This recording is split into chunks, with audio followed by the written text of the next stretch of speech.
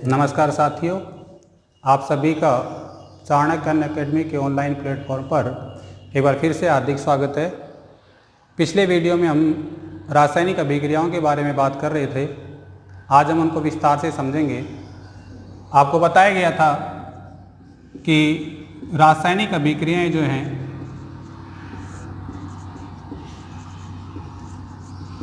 वो अनेक प्रकार की होती हैं।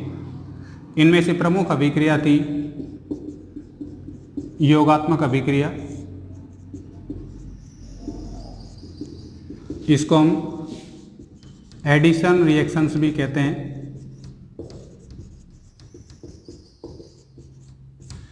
एडिशन रिएक्शन का मतलब होता है कि दो या दो से अधिक तत्व या यौगिक परस्पर मिलकर के एक यौगोत्पाद का निर्माण करते हैं। अर्थात दो या दो से अधिक तत्व,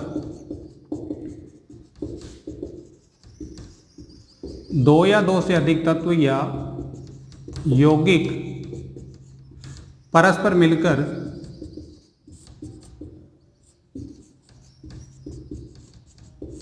एक यौगोत्पाद का निर्माण करते हैं।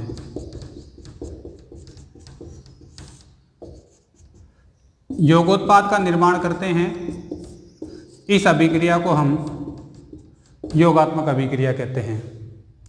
यहाँ पर ध्यान देने की बात यह है कि अभिक्रिया के अंदर सिर्फ एक ही योगोत्पाद बनना चाहिए, यानी उत्पाद सिर्फ एक होगा तो ही हम उसको योगात्मक अभिक्रिया कहेंगे, अन्यथा वो योगात्मक अभिक्रिया नहीं होगी। हम जैसे बात करें H2 + O2 = 2H2O, यानी कि हाइड्रोजन की क्रिया ऑक्सीजन के साथ करते हैं तो इससे जल का निर्माण होता है। यहाँ पे देखोगे हाइड्रोजन एक तत्व है, ऑक्सीजन भी एक तत्व है और इससे जल का निर्माण हुआ जो एक यौगिक है। पूरी अभिक्रिया में देखेंगे तो यहाँ क्रियाकारक की संख्या 2 है और क्रियाफल सिर्फ 1 बना है। इस तरह की जो अभिक्रिया होती हैं उन अभिक्रियाओं को बोलते हैं योगात्मक अभिक्रिया या एडिशन रिएक्शंस। फिर से ऐसी अभिक्रियाएं जिनमें दो या दो से अधिक तत्व या यौगिक परस्पर मिलकर के एक यौगोत्पाद का निर्माण करते हैं, उस अभिक्रिया को हम योगात्मक अभिक्रिया कहते हैं। इसी तरह से हम देख सकते हैं N2 + 3H2 = 2NH3, यानी नाइट्रोजन की क्रिया जब हम हाइड्रोजन से करते हैं तो इससे अमोनिया का निर्माण होता है। इस क्रिया में भी आप देखोगे नाइट्रोजन और हाइड्रोजन दो अलग अलग तत्व हैं, दोनों परस्पर क्रिया करते हैं और क्रिया करके अमोनिया का निर्माण करते हैं। यहाँ भी एक ही योगोत्पाद बन रहा है, इसलिए ये जो अभिक्रियाएं हैं ये योगात्मक अभिक्रिया के उदाहरण होंगे। इसके बाद दूसरी अभिक्रिया आती है संश्लेषण अभिक्रिया।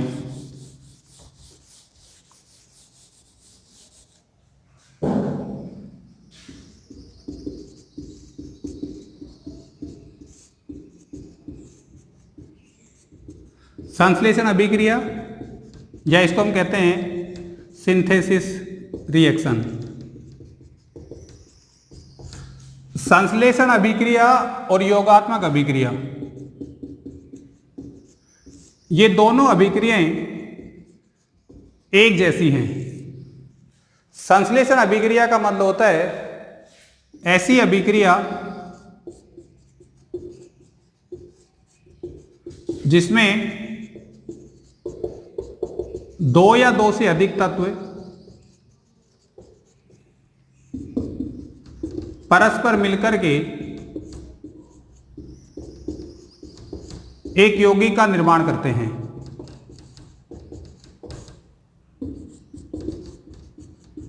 तो ऐसी जो अभिक्रिया होती है उसको हम बोलते हैं संश्लेषण अभिक्रिया।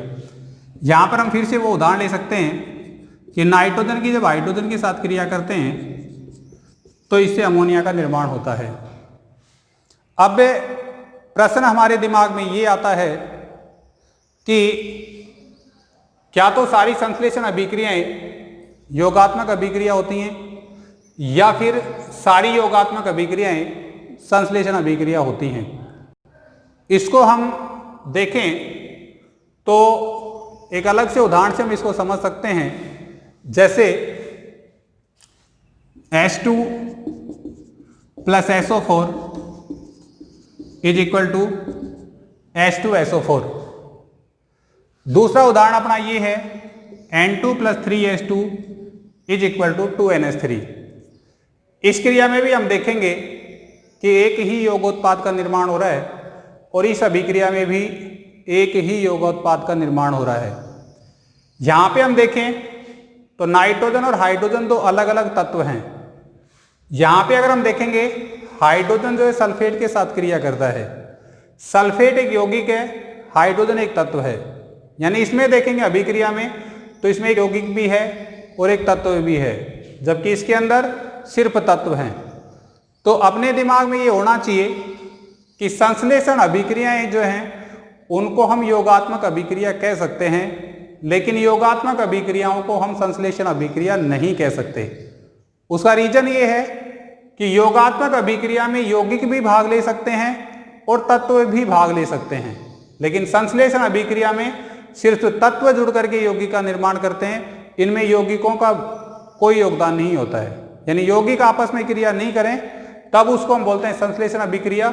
लेकिन अगर यौगिक भी क्रिया करें या फिर तत्व भी क्रिया करें तो उसको हम बोलते हैं योगात्मक अभिक्रिया।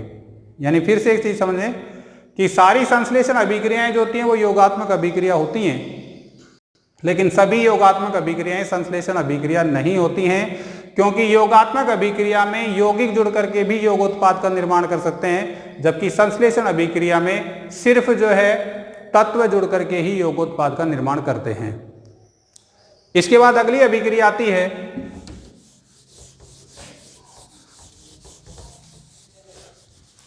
अपघटन अभिक्रिया।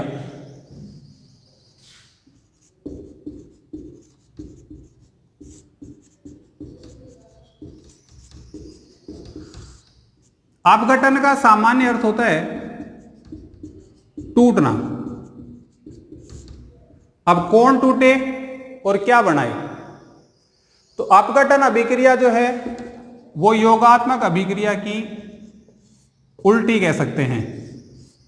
जहां योगात्मक अभिक्रिया में तत्व या यौगिक जुड़ करके एक योगोत्पाद का निर्माण करते हैं, वहां अपघटन अभिक्रिया में कोई योगोत्पाद या कोई यौगिक जो है वो टूट करके अपने अवयवी परमाणुओं में टूट जाता है।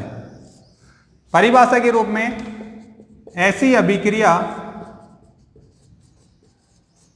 जिसमें कोई यौगिक अपने अवयवी परमाणुओं में टूट जाता है,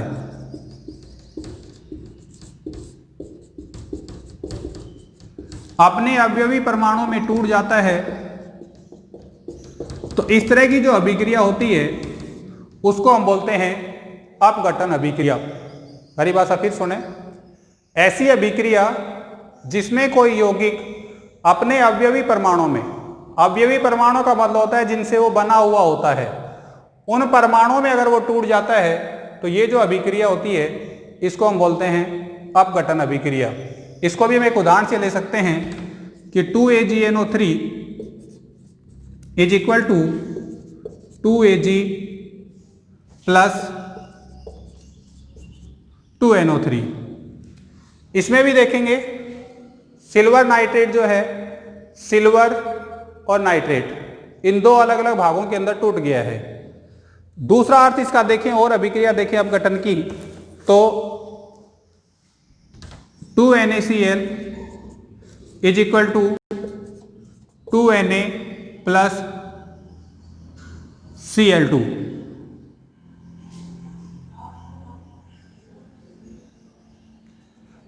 ये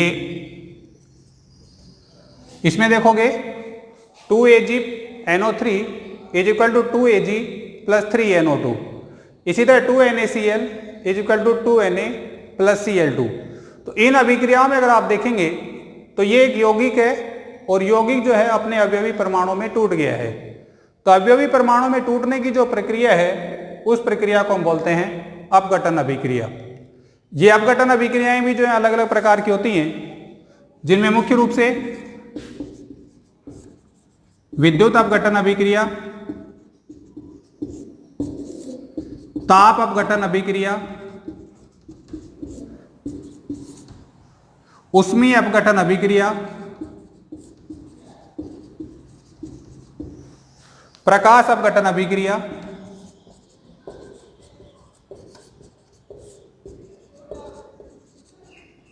इसमें ताप अपघटन का हो चाहे इसको ऊष्मीय अपघटन का हो, दोनों एक ही बात होती है। विद्युत अपघटन का मतलब होता है कि यदि किसी यौगिक के गलित अथवा द्रवित रूप में विद्युत धारा प्रवाहित की जाए, यानी कोई भी यौगिक है यदि वो द्रव अवस्था में हो या पिघली हुई अवस्था में हो और उसके अंदर यदि हम विद्युत धारा प्रवाहित कर देते हैं और फिर वो यौगिक अपने अवयवी परमाणु में टूट जाता है, तो इस तरह की जो अभिक्रिया होती है उसको हम बोलते हैं विद्युत अपघटन अभिक्रिया।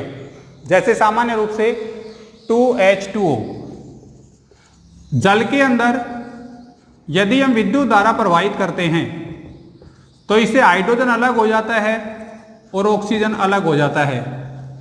ये जो क्रिया हुई इसको हम बोलेंगे विद्युत अपघटन।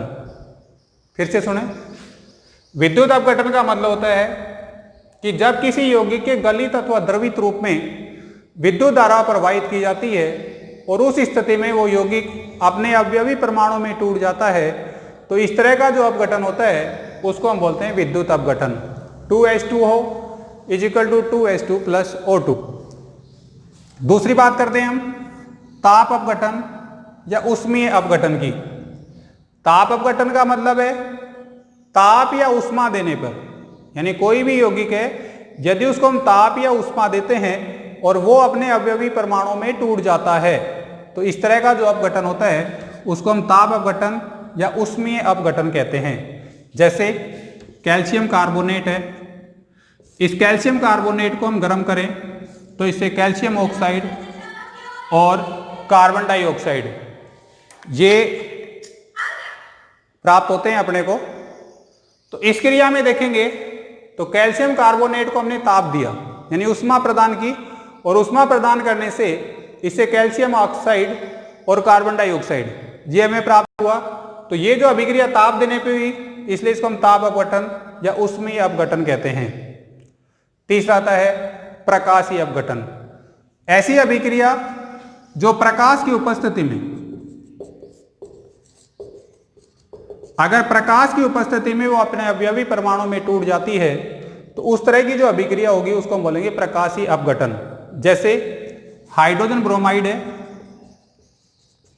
इस हाइड्रोजन ब्रोमाइड को जब प्रकाश की उपस्थिति में इसका अपघटन होता है तो इससे हाइड्रोजन अलग हो जाती है और ब्रोमीन जो है वो अलग हो जाता है। ये जो चीज है इसको हम बोलते हैं प्रकाशीय अपघटन। फिर से सुने एक बार, अपघटन अभिक्रिया ऐसी अभिक्रिया जिसमें कोई यौगिक अपने अवयवी परमाणु में टूट जाता है, उस अभिक्रिया को हम बोलते हैं अपघटन अभिक्रिया। जैसे 2AgNO3 = 2Ag + 3NO2, 2NaCl = 2Na + Cl2। ये अपघटन अभिक्रिया तीन प्रकार की हो गई: विद्युत अपघटन, ताप या ऊष्मीय अपघटन और प्रकाशीय अपघटन। विद्युत अपघटन का मतलब होता है जब किसी यौगिक की गलित अथवा द्रवित रूप में विद्युत धारा प्रवाहित की जाती है और वो अपने अवयवी परमाणु में टूट जाता है, तो इसको हम बोलते हैं विद्युत अपघटन। जैसे 2H2O 2H2 + O2। दूसरा आता है ताप या ऊष्मीय अपघटन। ऐसी स्थिति में किसी पदार्थ को ताप दिया जाए या गर्म किया जाए या उसमें ऊष्मा प्रवाहित की जाए और वो अपने अवयवी परमाणु में टूट जाए, तो उसको हम ताप या ऊष्मीय अपघटन कहते हैं। जैसे कैल्शियम कार्बोनेट को गर्म करने पर कैल्शियम ऑक्साइड और कार्बन डाइऑक्साइड प्राप्त होता है। प्रकाशीय अपघटन ऐसी अभिक्रियाएं प्रकाश की उपस्थिति में संपन्न होती हैं, यानी जब इनको प्रकाश मिलता है तो प्रकाश मिलने पे ये अपने अवयवी परमाणु में टूट जाती हैं। जैसे hydrogen bromide, hydrogen plus bromine, इसमें ब्रोमीन जो है वो बाहर निकलती है। तो ये जो क्रिया हुई है प्रकाश की उपस्थिति में होती है, इसलिए इसको हम बोलते हैं प्रकाशीय अपघटन। ये थी अपनी अपघटन अभिक्रिया। इसके बाद नेक्स्ट अभिक्रिया आती है विस्थापन अभिक्रिया।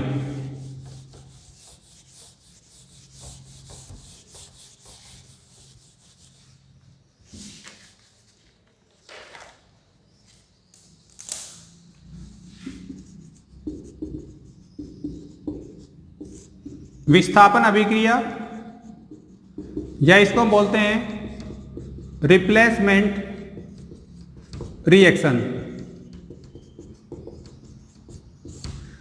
विस्थापन, विस्थापन का सामान्य अर्थ होता है हटा देना।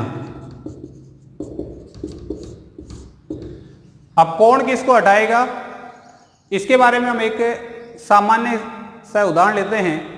मान के चलो हम किसी बस में सफर कर रहे हैं और बस में सफर करने के वक्त सारी सीटें फुल हैं, यानी सारी सीट भरी हुई हैं।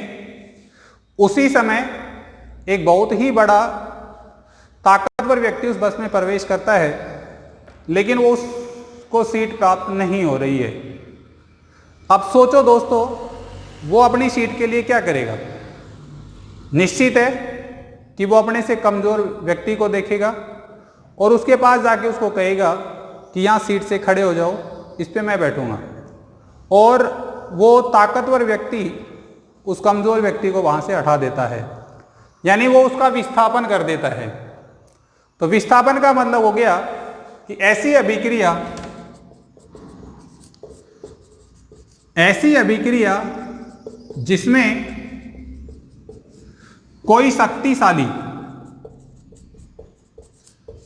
शक्तिशाली तत्व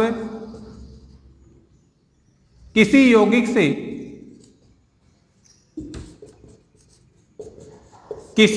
से अपने से कमजोर तत्व को हटा करके स्वयं उसकी जगह जुड़ जाता है,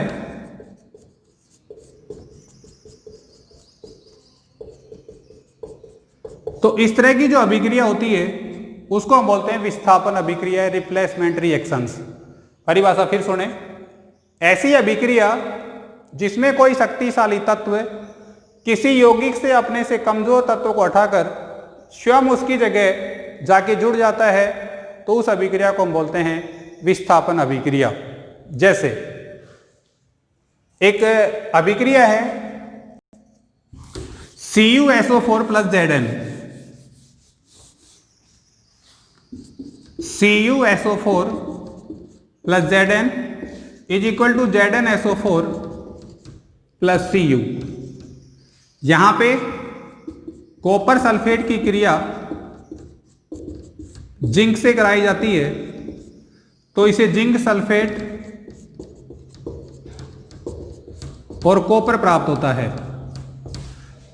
उदाहरण में आप देखोगे पहले सल्फेट के साथ कॉपर जुड़ा हुआ था, लेकिन जब इसमें क्रिया हुई जिंक के साथ, तो जिंक ने जो है कॉपर को हटा दिया और खुद उसकी जगह जाके जुड़ गया। तो यहां पे जिंक जो है वो अधिक शक्तिशाली है। किससे अधिक शक्तिशाली है? कॉपर से, क्योंकि ये ज्यादा शक्तिशाली था, ये कमजोर था। इसलिए इस शक्तिशाली तत्व ने इस कमजोर तत्व को यहां से हटाया और खुद उसकी जगह जाकर के जुड़ गया और यहां पे जिंक सल्फेट का निर्माण हुआ। कॉपर हट गया है, तो क्योंकि ये हटा इसलिए इसका विस्थापन हुआ है। तो इस तरह की जो अभिक्रिया हुई जिसमें कोई अधिक शक्तिशाली तत्व अपने से कमजोर परमाणु या तत्व को हटा करके स्वयं उसकी जगह जाके जुड़ जाता है, तो इस तरह की जो अभिक्रिया होती हैं उनको हम बोलते हैं विस्थापन अभिक्रिया। ये विस्थापन अभिक्रिया भी दो प्रकार की होती हैं। एक होती है एकल विस्थापन अभिक्रिया और एक होती है द्विविस्थापन अभिक्रिया।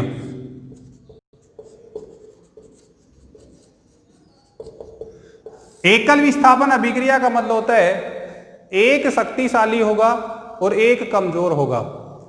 अब जब एक शक्तिशाली होगा और एक कमजोर होगा, तो निश्चित है कि शक्तिशाली जो है वो कमजोर को हटा देगा और उसकी जगह खुद जाके जुड़ जाएगा। चाहे तो अपन इस उदाहरण को इससे वापस ले सकते हैं कि CuSO4 प्लस Zn, इसमें एक तत्व है Zn वो शक्तिशाली है, एक कमजोर तत्व है Cu, तो इसमें Zn शक्तिशाली था इसलिए इसने कॉपर को हटा दिया और खुद उसकी जगह जाके जुड़ गया और इससे जिंक सल्फेट का निर्माण हुआ। तो ये जो अभिक्रिया हुई इसको हम बोलते हैं एकल विस्थापन अभिक्रिया। या हम इसका एक उदाहरण ले सकते हैं, Zn plus H2SO4 is equal to ZnSO4 plus H2, यानी जिंक की क्रिया सल्फ्यूरिक अम्ल के साथ कराते हैं तो जिंक सल्फेट बनता है और इससे हाइड्रोजन गैस बाहर निकलती है। यहां भी देखेंगे तो हाइड्रोजन है कमजोर है जिंक से, इसलिए जिंक ने हाइड्रोजन को हटा दिया, खुद उसकी जगह जाके जुड़ गया, इसलिए ये जो अभिक्रिया हुई क्योंकि एक ही तत्व हटा है और एक ही तत्व जुड़ा है इसलिए इसको हम बोलेंगे एकल विस्थापन अभिक्रिया। दूसरी बात करते हैं अपन द्विविस्थापन अभिक्रिया की। द्विविस्थापन का मतलब होता है दो का विस्थापन हो, यानी दो जने हटे या फिर आपस में सहयोग करें। कैसे? जैसे तो मैं उदाहरण दिया गया मैंने कि यदि किसी बस में सारी सीटें भरी हुई हैं और वहां पे कोई शक्तिशाली अगर व्यक्ति चढ़ता है तो अपने से कमजोर व्यक्ति को हटा करके उसकी जगह जाके बैठ जाता है और पहले वाले को उठा देता है।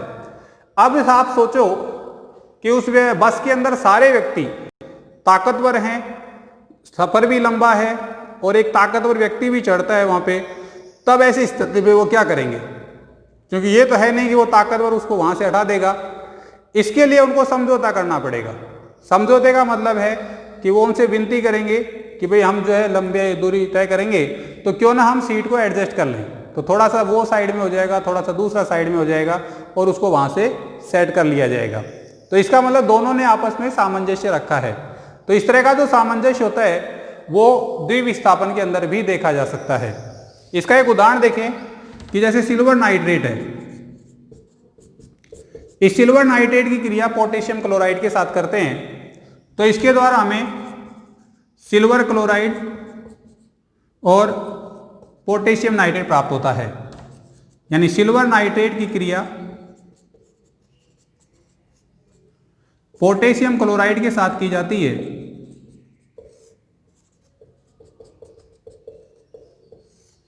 तो इससे सिल्वर क्लोराइड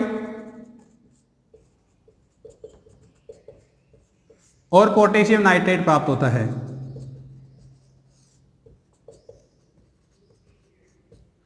अब इसमें देखेंगे अपन, यहां पे AgNO3 है, यहां KCl है, यानी यहां Cl के साथ K जुड़ा हुआ है, NO3 के साथ में Ag जुड़ा हुआ है। अगली अभी उत्पाद में देखें तो Cl के साथ Ag जुड़ गया और NO3 के साथ K जुड़ गया। एक चीज और ध्यान रखो साथियों, जब भी हम किसी यौगिक को लिखते हैं तो यौगिक के बाईं तरफ हमेशा धनात्मक तत्व होता है और जो दाईं तरफ होता है वो ऋणात्मक तत्व होता है। यानी पॉजिटिव हमेशा बाईं तरफ रहते हैं लेफ्ट साइड में और नेगेटिव हमेशा जो है वो राइट साइड में होते हैं। जैसे किसी भी अभिक्रिया किसी भी यौगिक को लिखें हम H2SO4 में जैसे लिखें तो H2 प्लस का हो गया, SO4 माइनस का हो गया। इसी तरह AgNO3 में Ag प्लस का हो गया, NO3 माइनस का हो गया। KCl में K प्लस का हो गया, Cl माइनस का हो गया। ZnSO4 में Zn प्लस का हो गया, SO4 माइनस का हो गया। यानी कहने का मतलब है बाईं तरफ के सारे प्लस के तत्व होते हैं और दाईं तरफ हमेशा माइनस के तत्व लिखे जाते हैं जब भी किसी यौगिक को हम लिखते हैं। तो इस अभिक्रिया को हम इस हिसाब से भी लिख सकते हैं कि जैसे Ag प्लस है, NO3 माइनस है, K प्लस है, Cl माइनस है, Ag प्लस है, Cl माइनस है, K प्लस है, NO3 माइनस है। तो इसमें देखेंगे तो पहले का जो प्लस है वो दूसरे के माइनस के साथ जुड़ा है और दूसरे का जो प्लस है वो पहले के माइनस के साथ जुड़ा हुआ है। तो हम इसको सीधे रूप में भी परिभाषित कर सकते हैं कि यदि किसी एक यौगिक का धनायन दूसरे यौगिक के ऋणायन से, इसी प्रकार दूसरे यौगिक का धनायन पहले यौगिक के ऋणायन से मिलकर के अगर नए यौगिकों का निर्माण करते हैं तो इस तरह की जो अभिक्रिया होगी उसको हम बोलते हैं द्विविस्थापन अभिक्रिया। परिभाषा के रूप में कि ऐसी अभिक्रिया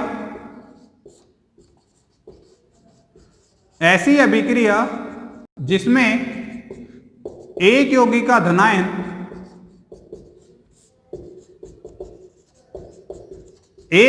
धनायन दूसरे यौगिक के ऋणायन से। इसी प्रकार दूसरे यौगिक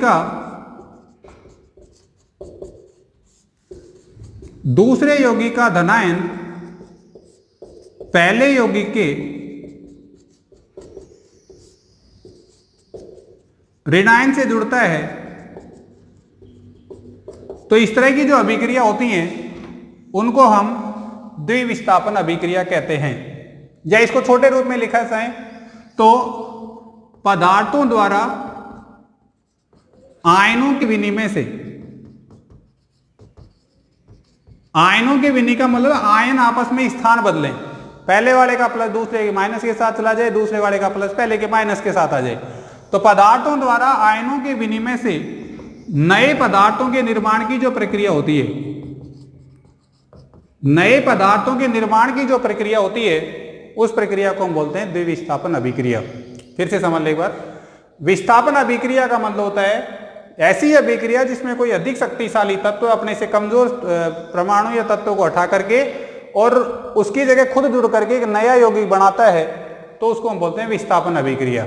ये दो प्रकार की होगी, एक एकल विस्थापन और एक द्विविस्थापन अभिक्रिया। एकल विस्थापन का मतलब हुआ ऐसी अभिक्रिया जिसमें कोई एक अधिक शक्तिशाली तत्व किसी यौगिक से अपने से कमजोर तत्वों को हटा करके उसके साथ जाके जुड़ जाता है। तो इस तरह की जो अभिक्रिया होती है उसको हम बोलते हैं एकल विस्थापन अभिक्रिया। जैसे Zn plus H2SO4 ZnSO4 plus H2। द्विविस्थापन अभिक्रिया का मतलब है कि पदार्थों द्वारा आयनों के विनिमय से नए पदार्थों के निर्माण की जो प्रक्रिया होती है उसको द्विविस्थापन अभिक्रिया कहते हैं। या किसी ऐसी अभिक्रिया जिसमें किसी एक यौगिक का धनायन दूसरे यौगिक के ऋणायन से या दूसरे यौगिक का धनायन पहले यौगिक के ऋणायन से जुड़ करके नए यौगिकों का निर्माण करते हैं, तो उसको हम बोलते हैं द्विविस्थापन अभिक्रिया। AgNO3 प्लस KCl बराबर AgCl प्लस KNO3, यानी सिल्वर नाइट्रेट की क्रिया पोटेशियम क्लोराइड के साथ करेंगे तो सिल्वर क्लोराइड और पोटेशियम नाइट्रेट प्राप्त होता है। यहाँ पे देखें तो इसका जो प्लस है वो इसके माइनस के साथ जुड़ा है और इसका जो प्लस है वो पहले वाले के माइनस के साथ जुड़ा है, इसलिए ये अभिक्रिया कहलाएंगी द्विविस्थापन अभिक्रिया। इसके बाद अगली अभिक्रिया आती है मंद एवं तीव्र अभिक्रिया।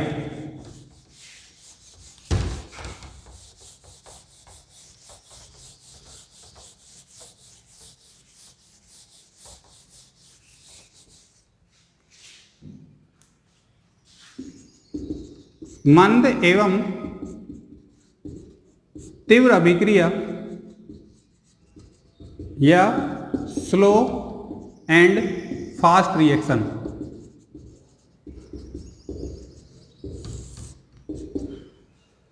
नाम से स्पष्ट है, मंद का मतलब होता है धीरे और तीव्र का मतलब होता है तेज।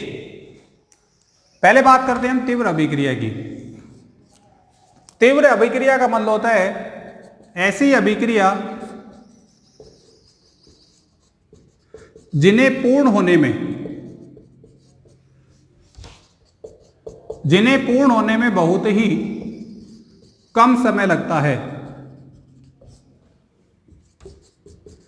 जिन्हें पूर्ण होने में बहुत ही कम समय लगता है, यानी बहुत जल्दी खत्म हो जाती हैं, जो कि सेकंड के भी बहुत कम भाग के अंदर उस अभिक्रिया को पूर्ण होने में टाइम लगता है।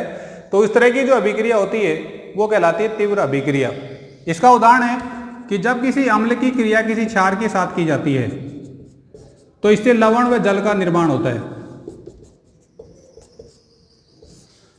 तो ये अभिक्रिया इतनी जल्दी होती है जो कि सेकंड की अगर हम बात करें तो 10 की घात -10 सेकंड, इतने कम समय में इनको मिलाते ही पूर्ण हो जाती है। अम्ल और क्षार क्रिया करेंगे तो लवण और जल बनेगा। जैसे HCl plus NaOH is equal to NaCl plus H2O। HCl hydrochloric अम्ल है। इस हाइड्रोक्लोरिक अम्ल की क्रिया जब सोडियम हाइड्रोक्साइड जो कि एक क्षार है, इससे सोडियम क्लोराइड जो कि लवण है और जल, इसका निर्माण होता है। ये अभिक्रिया सेकंड के की घात -10 सेकंड में हिस्से में पूरी हो जाती हैं। इस अभिक्रिया को हम बोलते हैं तीव्र अभिक्रिया, क्योंकि इसमें समय बहुत ही कम लगता है। यह भी ध्यान रखना, परीक्षा में एक नए नाम से इस अभिक्रिया को पूछा जाता है, उदासीनीकरण अभिक्रिया। कि उदासीनीकरण अभिक्रिया क्या होती है।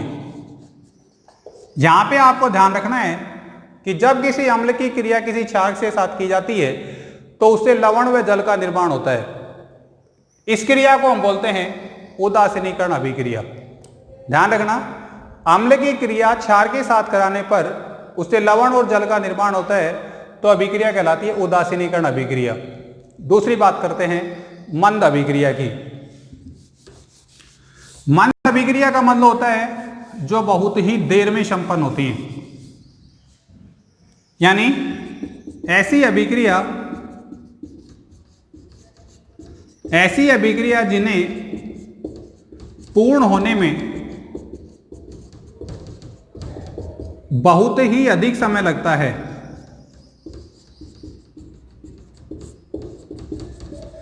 यानी बहुत देर से पूरी होती हैं, तो उन अभिक्रिया को हम स्लो रिएक्शंस या मंद अभिक्रिया कहते हैं। जैसे लोहे पर जंग लगना। सामान्यतः आपने देखा होगा कि जब लोहे को नमी और वायु प्राप्त हो जाती है तो उसमें जंग लगना शुरू हो जाता है। लेकिन यह अभिक्रिया एक दिन में पूर्ण नहीं होती है, या 1 मिनट में पूर्ण नहीं होती है, 1 सेकंड में पूर्ण नहीं होती है, बल्कि उस पर जंग लगने में उसको बहुत ही अधिक समय लगता है। इसको हम उदाहरण से देख सकते हैं कि लोहा है, इसको वायु प्राप्त हुई और इसको जल या नमी प्राप्त होती है। तो जैसे ये नमी प्राप्त होती है, इससे जो है जंग प्राप्त होती है। परीक्षा के अंदर जंग का सूत्र भी पूछ लिया जाता है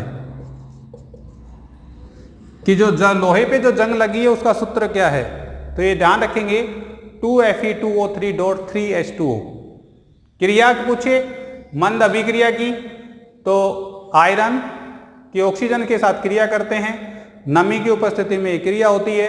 जब आपस में क्रिया करेंगे तो इससे जंग का निर्माण होता है। ये अभिक्रिया पूर्ण होने में ज्यादा समय लेती है, इसलिए इसको हम बोलते हैं मंद गति की अभिक्रियाएं। इसके बाद आता है उत्क्रमणीय और अनुत्क्रमणीय अभिक्रिया।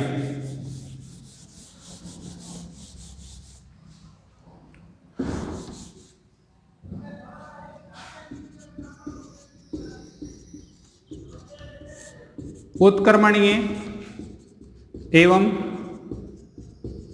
अनुत्क्रमणीय अभिक्रिया या रिवर्सिबल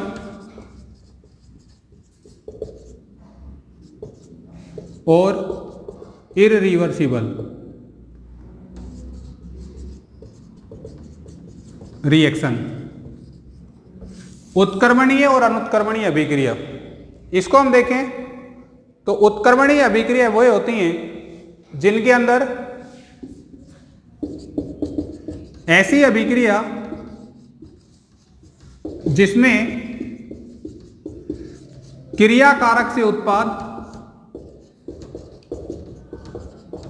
एवं उत्पाद से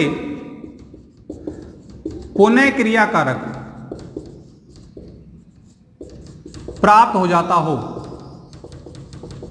तो ये जो अभिक्रिया कहलाती है ये उत्क्रमणीय अभिक्रिया कहलाती है, रिवर्सिबल अभिक्रिया कहलाती है। यानी इस अभिक्रिया के अंदर पहले क्रियाकारक से उत्पाद बनेगा और अगर उनको कुछ समय के लिए छोड़ दिया जाए तो वापस से उत्पाद से क्रियाकारक प्राप्त हो जाता है। उत्क्रमणीय अभिक्रिया कहलाती है। जैसे नाइट्रोजन की क्रिया हाइड्रोजन के साथ कराते हैं तो इससे अमोनिया का निर्माण होता है, वापस अमोनिया से नाइट्रोजन और हाइड्रोजन भी प्राप्त किए जा सकते हैं। ये ध्यान रखना, उत्क्रमणीय अभिक्रियाओं को हमेशा 2 तीर से दिखाया जाता है।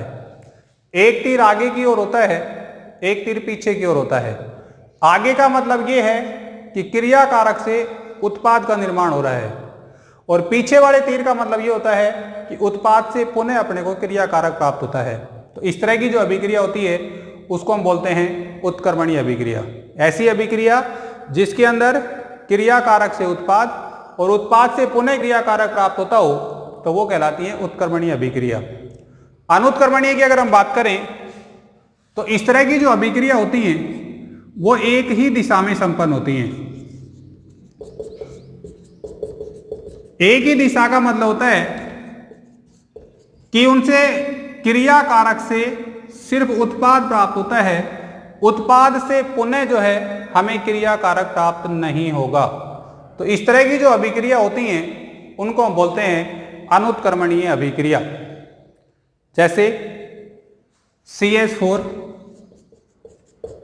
प्लस 2O2, तो इससे बन गया CO2 प्लस 2H2, यानी मेथेन की क्रिया ऑक्सीजन के साथ कराते हैं तो इसे कार्बन डाइऑक्साइड मिलता है और हाइड्रोजन बनती है, लेकिन इस कार्बन डाइऑक्साइड और इस हाइड्रोजन से पुनः हमें मेथेन और ऑक्सीजन गैस प्राप्त नहीं हो सकती, क्योंकि यह क्रिया एक ही दिशा में संपन्न है, इसलिए इसको हम बोलते हैं अनुत्क्रमणीय अभिक्रिया। यहाँ ये भी ध्यान रखना, अनुत्क्रमणीय अभिक्रियाओं को हम हमेशा एक ही निशान यानी एक तीर से ही व्यक्त करते हैं। फिर सुन लो, उत्क्रमणीय का मतलब होता है ऐसी अभिक्रिया जिसमें क्रिया कारक से उत्पाद और उत्पाद से पुनः क्रिया कारक प्राप्त होता है, तो उस तरह की जो अभिक्रिया होती है उनको बोलते हैं उत्क्रमणीय अभिक्रिया। जैसे नाइट्रोजन के हाइड्रोजन के साथ क्रिया करते हैं तो अमोनिया प्राप्त होता है और अमोनिया से पुनः हम नाइट्रोजन और हाइड्रोजन प्राप्त कर सकते हैं। इनको दो तीर से दिखाते हैं। ये अभिक्रिया दो अलग अलग दिशाओं में संपन्न होती हैं। एक ही दिशा में संपन्न होने वाली जो अभिक्रिया होती हैं उनको हम अनुत्क्रमणीय अभिक्रिया कहते हैं, या हम ये कह सकते हैं कि जिनमें क्रिया कारक से सीधा उत्पाद बन जाता है लेकिन उत्पाद से क्रिया कारक नहीं बनता है, तो उस अभिक्रिया को हम बोलते हैं अनुत्क्रमणीय अभिक्रिया। तो ये थी अपनी उत्क्रमणीय और अनुत्क्रमणीय अभिक्रिया। अब दोस्तों हम बात करते हैं, इसी कड़ी में एक और आता है भौतिक और रासायनिक परिवर्तन।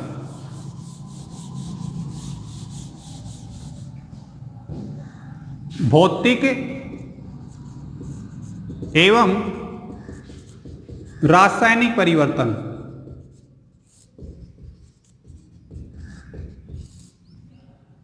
फिजिकल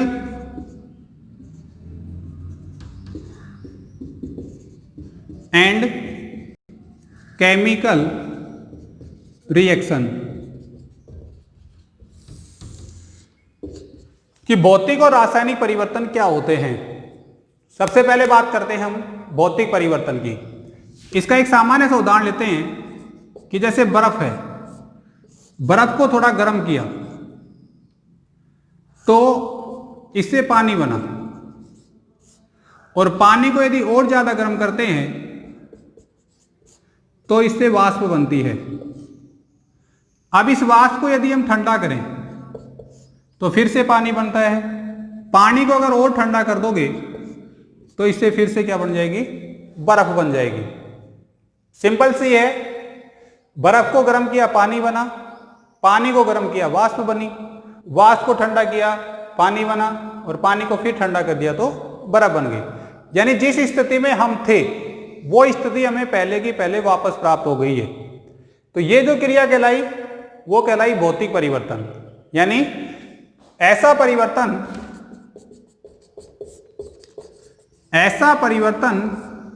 जिसमें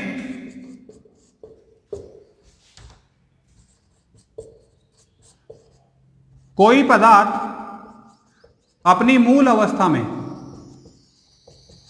वापस आ जाता है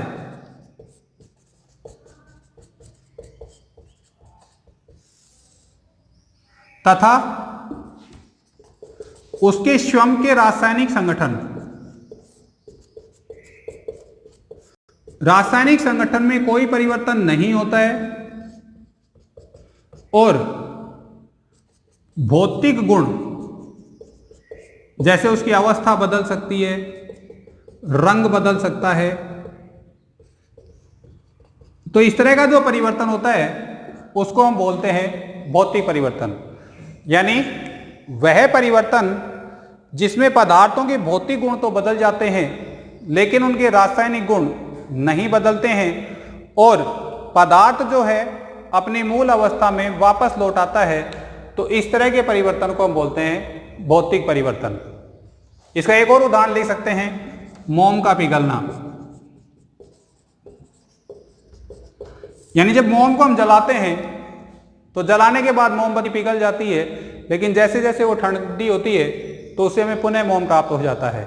यानी जिस अवस्था में था वो की वो अवस्था में वापस मिल गई, इसलिए इस तरह का जो परिवर्तन हो गया वो कहलाया भौतिक परिवर्तन।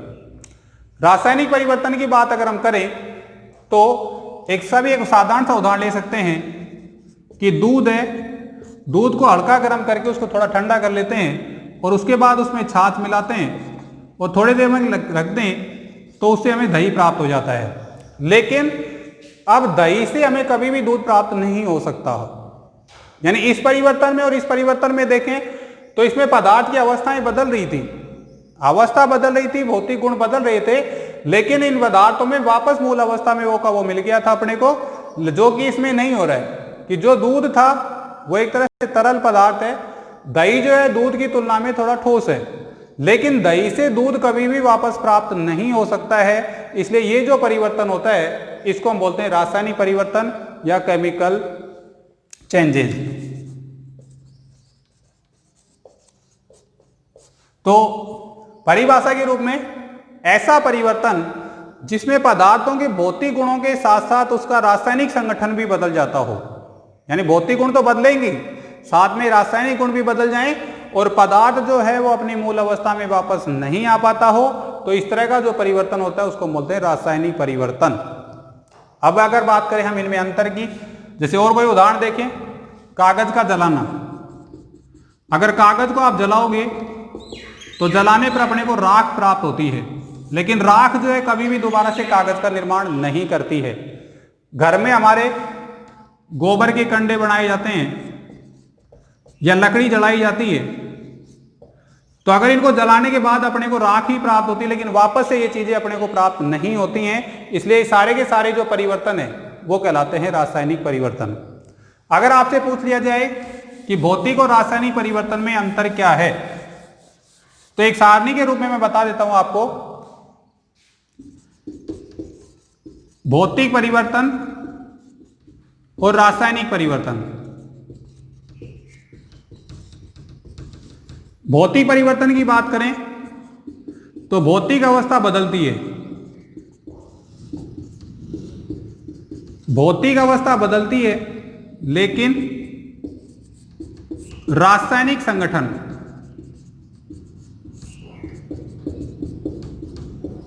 नहीं बदलता है। इसमें देखें तो भौतिक अवस्था के साथ साथ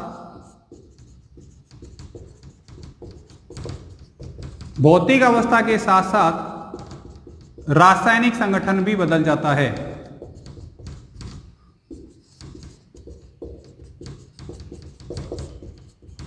दूसरी अगर हम बात करें तो ये परिवर्तन अस्थायी होते हैं। अस्थायी का मतलब है थोड़े समय के लिए। जैसे मैंने बताया कि बर्फ से जल बना, जल से वाष्प बनी, थोड़ी देर छोड़ोगे तो वापस से वो की वो चीज आ जाएगी, इसलिए थोड़े समय के लिए होते हैं। जबकि ये परिवर्तन स्थायी होते हैं। यानी अगर एक बार दही बन गया तो उससे पुनः दूध बन ही नहीं सकता, या कागज को जलाने पर एक बार राख बन गई तो फिर से कागज नहीं बन सकता, इसलिए परिवर्तन स्थायी होते हैं। तीसरी है, इसमें पदार्थ जो है अपनी मूल अवस्था में वापस लौट आता है, जबकि इसमें वापस लौटकर नहीं आता। जो आपको बता दिया था मैंने कि बर्फ से हम दोबारा बर्फ भी प्राप्त कर सकते हैं, लेकिन दूध से दही बनने के बाद हम दोबारा से दूध प्राप्त नहीं कर सकते। तो ये पदार्थ मूल अवस्था में वापस लौट सकते हैं, तो इस तरह के परिवर्तन को भौतिक परिवर्तन कहेंगे, और जिसमें वापस नहीं लौट सकता उसको हम बोलते हैं रासायनिक परिवर्तन। इसके अलावा भौतिक परिवर्तन उत्क्रमणीय होते हैं, जबकि रासायनिक परिवर्तन जो होते हैं अनुत्क्रमणीय होते हैं। यानी ये रिवर्सिबल है और वो जो है इरिवर्सिबल है। इनको इरिवर्सिबल का मतलब होता है कि जो जिसमें बदल गया उसको वापस से पहले वाली अवस्था में लाया जा सकता है, लेकिन उसमें जो एक बार कुछ बदल गया तो फिर उसको वापस से हम अपनी अवस्था में नहीं ला सकते। तो ये जो चीजें हैं ये भौतिक और रासायनिक परिवर्तन में अंतर है। फिर समझ लो, भौतिक परिवर्तन का मतलब होता है इस तरह का परिवर्तन में पदार्थों की भौतिक अवस्था बदलती है लेकिन उनके रासायनिक संगठन नहीं बदलते हैं। रासायनिक परिवर्तन में भौतिक अवस्था के साथ साथ उसका रासायनिक संगठन भी बदल जाता है। ये परिवर्तन अस्थायी होते हैं, ये परिवर्तन स्थायी होते हैं। पदार्थ मूल अवस्था में इनमें वापस लौट सकता है, उसमें पदार्थ मूल अवस्था में वापस नहीं लौट पाता है। भौतिक परिवर्तन उत्क्रमणीय होते हैं जबकि रासायनिक परिवर्तन जो है अनुत्क्रमणीय होते हैं।